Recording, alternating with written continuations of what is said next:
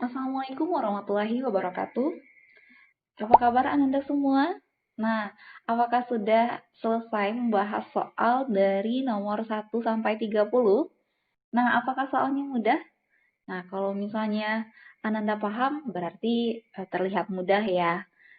Soalnya terasa mudah, tetapi kalau tidak paham, berarti terasa sangat sulit. Nah, jadi bagaimana supaya terlihat lebih mudah dipahami? Kalau kurang paham, diulang lagi sampai benar-benar paham. Oke, kita lanjut membahas soal dari nomor 31 sampai 40. Ini adalah part yang terakhir. Jadi, bagi Ananda yang belum menyaksikan nomor 1 sampai 30, silakan disaksikan dan linknya ada di kolom deskripsi. Silakan tinggal diklik aja. Dan sebelum kita mulai, jangan lupa klik tombol like, komen, dan subscribe, dan juga bagikan kepada teman-teman Ananda yang sebentar lagi akan mengikuti ujian akhir semester. Oke, kita mulai bahas nomor 31. Peristiwa-peristiwa berikut ini yang berkaitan dengan proses perpindahan kalor secara konveksi adalah: A. Besi yang dibakar salah satu ujungnya, beberapa saat kemudian ujung yang lain terasa panas. Ini adalah peristiwa konduksi.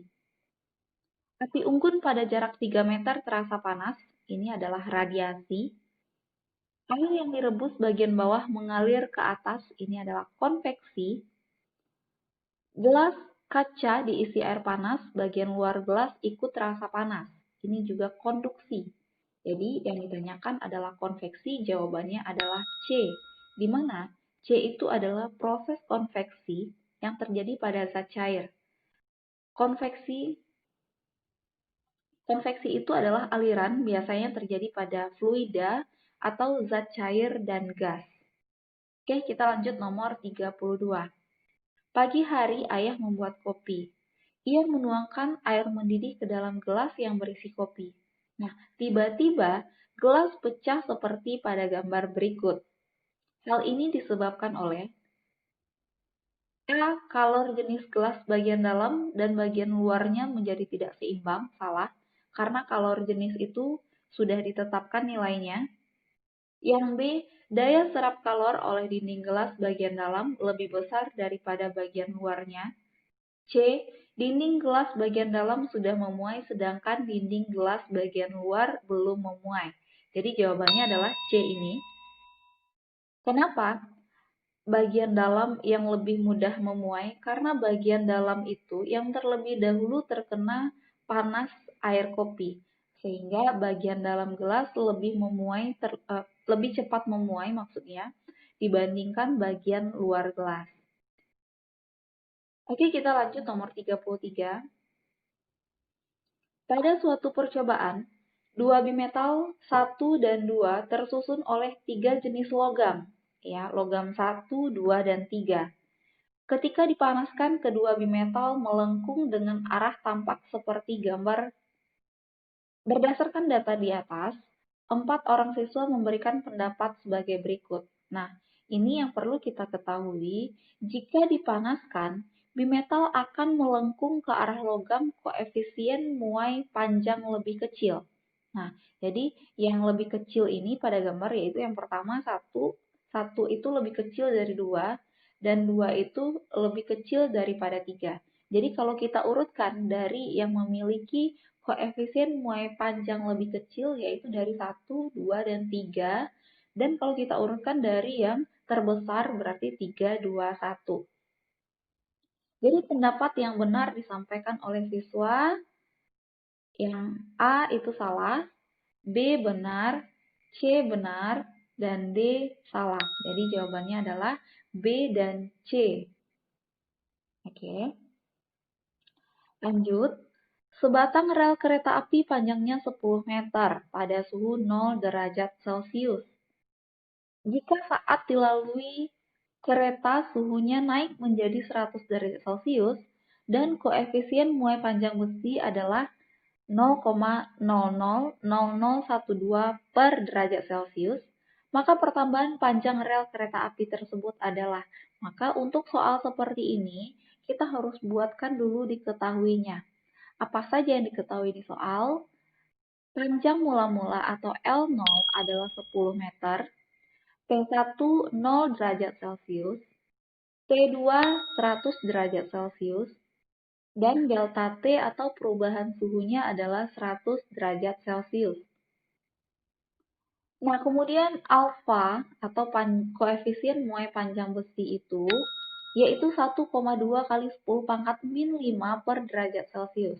Yang ditanya adalah berapakah pertambahan panjang? Ya, dilambangkan dengan delta L. Nah, kita jawab delta L itu rumusnya adalah L0 kali alfa kali delta T. Sehingga kita masukkan 10 kali 1,2 kali 10 pangkat min 5 kali 100.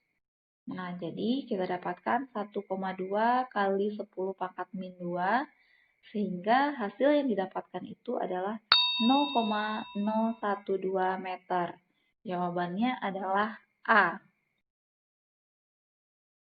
Nah, jadi ini untuk perkalian ini Ananda harus paham cara mengalihkan dengan bilangan berpangkat ya. Oke, kita lanjut.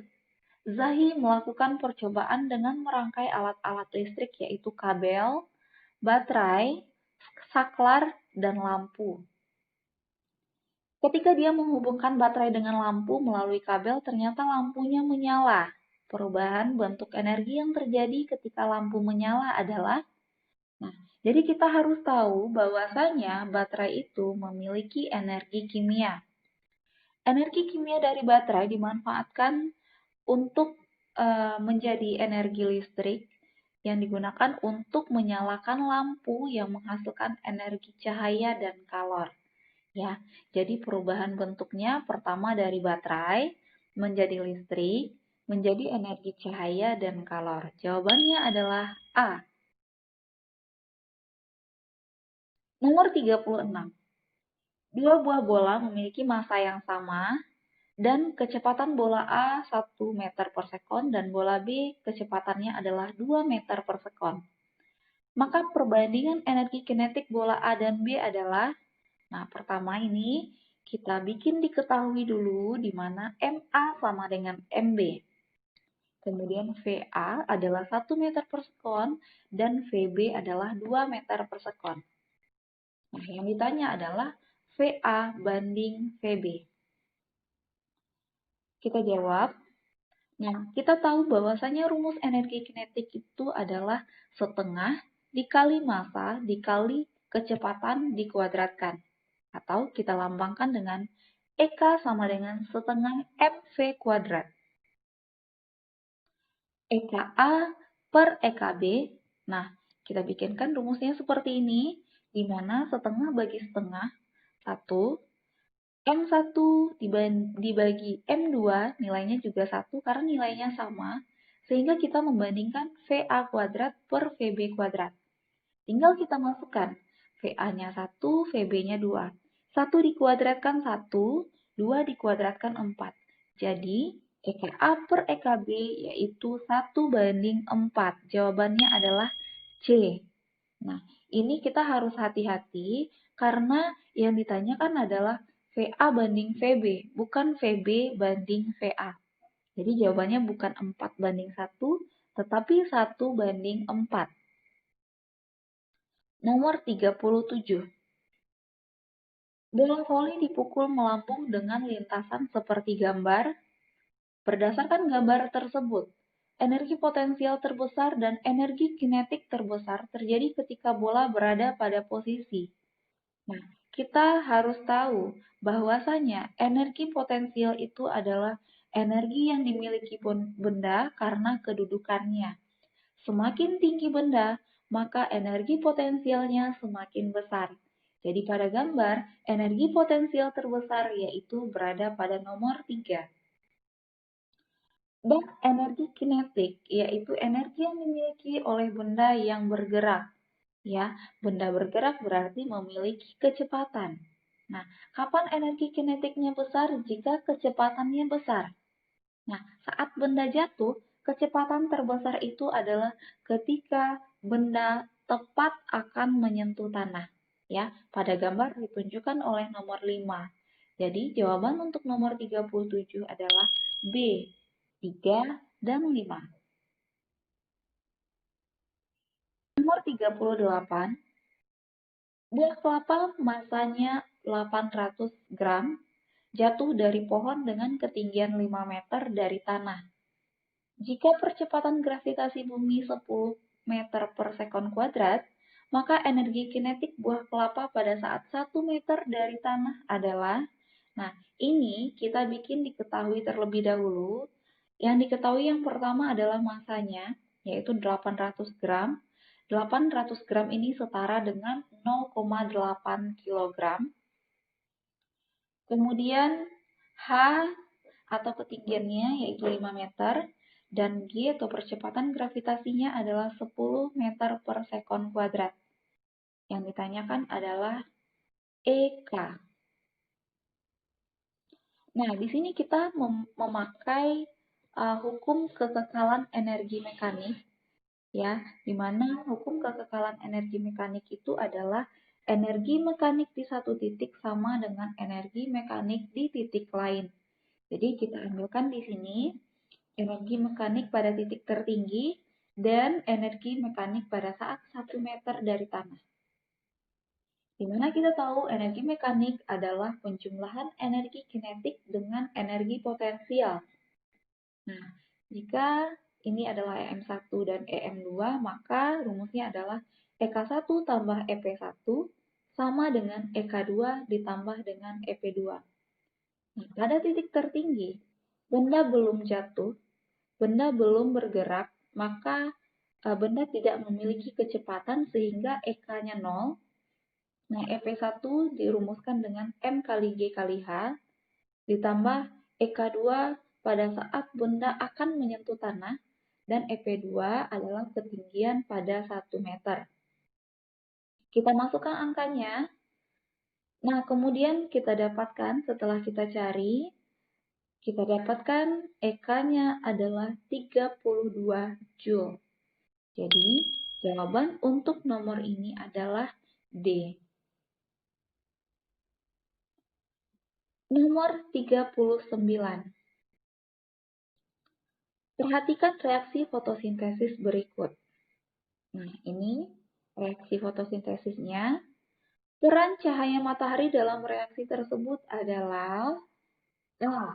Memecah molekul air H2O, ya, atau menguraikan molekul air. Nah, kemudian selanjutnya, nomor terakhir, setiap organisme harus mengekstraksi energi dari molekul makanan organik, yaitu B. Karbohidrat, protein, dan lemak. Oke, kita udah tuntas membahas 40 soal pada 4 video. Ini adalah video terakhir. Jadi, silakan Anda pahami dengan baik. Kemudian, silakan dicatat jika ada yang belum hafal untuk kemudian dihafalkan kembali. Dan jika ada pertanyaan, kritik, dan saran, silakan dituliskan di kolom komentar. Dan Ibu doakan semoga Anda semua lulus pada ujian akhir semester ini. Oke, kita sudahi dulu video kita kali ini dengan mengucapkan hamdalah. Billahi taufiq wal hidayah. Wassalamualaikum warahmatullahi wabarakatuh.